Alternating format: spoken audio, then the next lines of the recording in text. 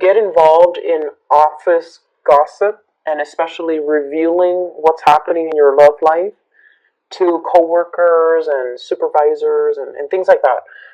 Because I feel like the blurring of boundaries and the blurring of lines, this definitely can be other people doing that to you. And definitely see like office romance as well for some of you, where you're kind of you're trying to keep things hidden. Okay, it can be very exciting because there's an element of tabooness associated with it. But at the same time, I feel like it might interfere with your productivity, it might interfere with your work. And so just, try to compartmentalize and keep things separate. Okay, so let me talk to you about your partner. And this person, it kind of worries me actually, because this person has been showing up multiple weeks already. We have here the Queen of Swords, and if you don't remember, this is like 3 weeks ago.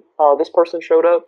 Last week, this person showed up. Okay, so I'm going to pull out a card to clarify first before I go further. So, tell me more about this person.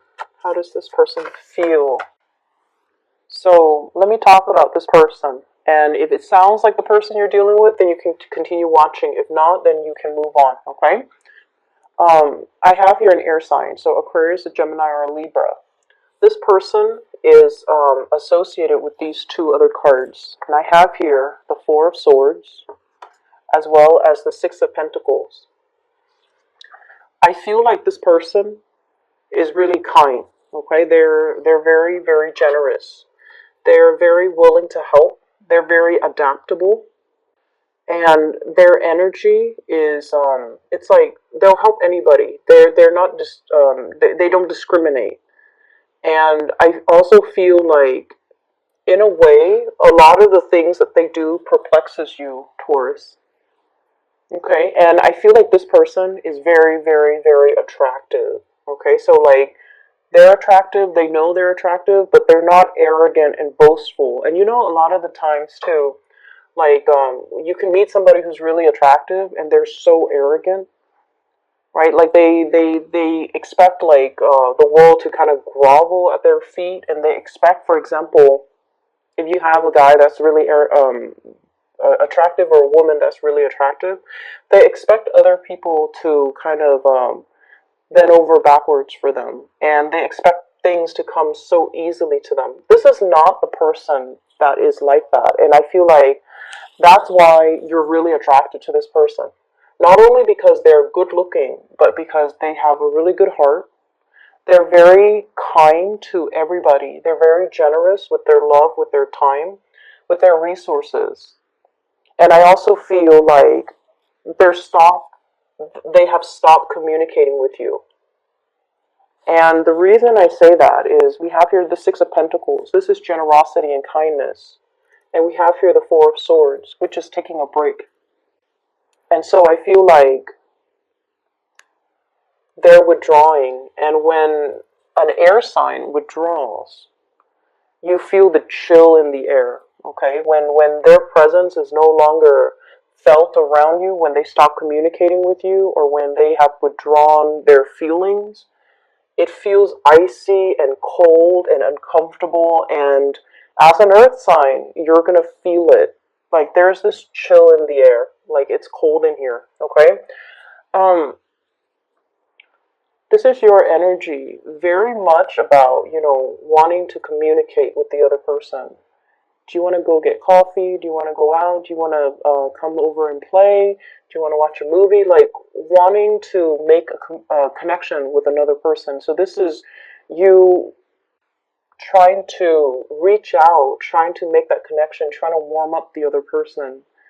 And I feel like it's being met with resistance. And for whatever reason, I feel like, it's a continuation of last week, where there was a separation. Somebody was physically withdrawing, or there was a physical, emotional separation between you and another person. And I feel like as a result of it, you're feeling this chill in the air, and you're trying to get them back. You're trying to draw them back in. And I feel like, it starts out in a very lighthearted way. but the other person also feel that you're very flirtatious and you might say a lot of things that you don't mean and you make light of situations. They're a very serious person. Whatever they say, there's a reason why they say it. It's not for fun and games. And I feel like they think you might be a little bit too hot-headed, and which is weird because you guys are not hot-headed. But who knows? They think that you're not reliable and they think that you say things that you don't mean. And then I see you as well trying to make the connection with the other person, trying to send the messages, trying to keep that connection alive. And they feel like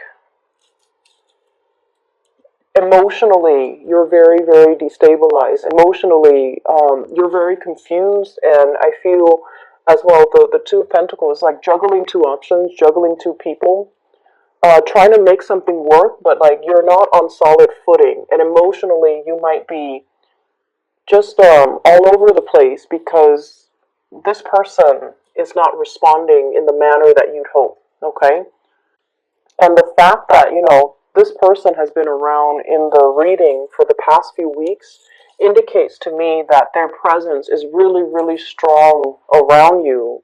It's like their presence is so strong that if you're not getting the communication from them, that's why it's destabilizing other areas of your life. And so, in terms of the outcome in this situation, I have here the Two of Pentacles, juggling two relationships, and the Seven of Swords. And the Seven of Swords is sneaky behavior. This is sort of like doing things that are not out in the open, having some type of a clandestine um, interaction, affair, love relationship, or communication where things are not out in the open, no one really knows about it. So I feel like there is heavy work related energy where you might be seeing somebody at work. You might be interested in them. There might be, the flirtation and things like that. But I definitely feel like someone has gotten really cold. And I feel there were like, it started out very playful, but for whatever reason, it crossed the line. So the two of you might have been intimate with each other, and now things are really awkward. That's what it feels like to me. And at the same time, I feel like they're holding back their communication on purpose because I feel there's an element of them not trusting you. And they're also holding back the communication. Like they're getting the communication. I mean, the swords are puncturing through this cave, but they're trying to avoid it. They're trying to avoid escalating things to that next level. Okay? So, because of that, we have the rest of your reading here, which deals with a process where I feel like you're doing some major reassessment. Did I, were my words too harsh? Was I being fair? Was I being mean? Was I operating, from a space of high vibration, or was I being petty and insecure? Did I say, did I overstep my boundaries when it comes to communication?